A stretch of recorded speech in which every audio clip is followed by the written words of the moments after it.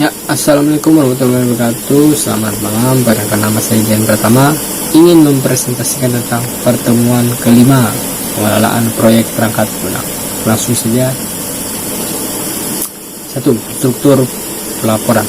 Dalam menangani kelompok proyek peningkatan produk atau staffing, penting untuk menentukan jumlah normal orang yang dibutuhkan,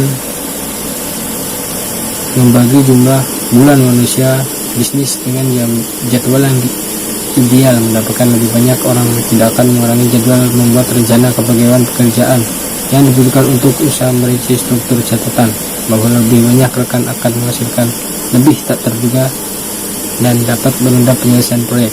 Seluk-beluk rekan bisa ditampilkan pada gambar di bawah ini. Yang berikut gambar struktur kerja. Berikut gambar struktur organisasi. Struktur perincian harus jelas dengan tujuan agar tidak sulit untuk dinilai. Berikutnya adalah ilustrasi desain terbuka yang bisa dibuat usaha dari setiap desain. A. Kepala pimpinan. 1. Menjawab tugas yang harus diselesaikan. Atur jadwal rencana grup, dapat dijawab untuk dinamis. B. Pimpinan fungsi. 1. Rencanakan antarmuka tugas. 2. Buat dan pengadaan pemrograman. 3. Uji sistem kerangka kerja Ventura. C. Pimpinan teknik. Merampingkan proyek pemrograman, menjalankan pemrograman untuk menggunakan proyek. 3. Mendukung penguji dan pengembang A&D. D. Pemeriksa. 1. Membeda masalah kerangka kerja proyek. 2. Membuat susunan program insinyur perangkat lunak. 4. Eksekusi produk yang sudah dibuat. E. Pengaturan jadwal tugas. Untuk lebih mengembangkan eksekusi kelompok, penting untuk didorong. Ikut poin-poin yang dalam memberikan inspirasi. 1. Hibah. 2. Prestasi. 3. Pekerjaan yang sebenarnya. 4. Tugas. 5. Kemajuan. 6. Kebebasan untuk memperoleh kemampuan baru. Sementara hal-hal di bawah ini harus dijauhi karena dapat menurunkan motivasi kelompok, yaitu 1. Menggambarkan rangkaian kejadian yang tidak masuk akal. 2. Mengabaikan upaya besar. 3. Membuat barang-barang berkualitas rendah. 4. Berikan kenaikan kompensasi pada semua orang dalam usaha. 5. Tentukan pilihan yang signifikan tanpa berkontribusi dari kelompok. 6. Mengikuti kondisi kerja yang tidak berdaya. 2. Estimasi pembangunan strategi penilaian DAM.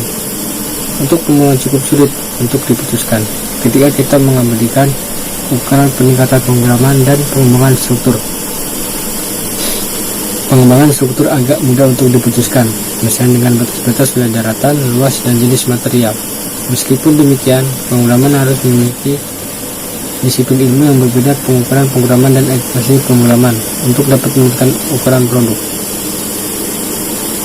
Meskipun demikian, mungkin sebagai ajudan kami, pemrograman dapat diberikan dalam 5 baris kode atau clock atau baris kode pemrograman dalam jumlah besar.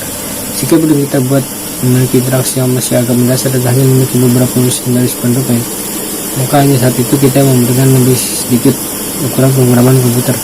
Kita hanya perlu membuat sedikit dokumentasi khusus dari produk tersebut. Selanjutnya, sebagai ide, tambahkan komentar program ke sumber kami, sehingga jika produk harus dibuat, kita dapat mengetahui dalam ukuran apa kita akan melakukan penyesuaian. 3. RPL dan disiplin perangkat lunak. Disiplin RPL atau software engineering muncul ke dunia pada pertengahan 1940 yang merupakan rekonsiliasi hipotesis perhitungan rasional numerik dan pengungkapan pendekatan untuk menyimpan program secara elektronik di PC. Dari saat itu, rekayasa perangkat lunak telah mengalami kemajuan yang konsisten sehingga derajatnya semakin jauh jangkauannya. A. RPL dan disiplin yang berbeda. Cakupan penulisan sangat luas, membuat RPL diidentikan dengan disiplin ilmu yang berbeda. Tidak hanya dengan subbidang dalam disiplin rekayasa perangkat lunak, namun dengan beberapa pengajar ilmu yang berbeda RPL.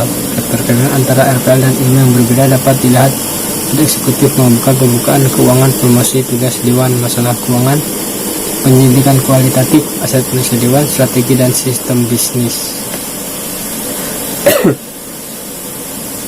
Alat yang digunakan untuk membantu produksi.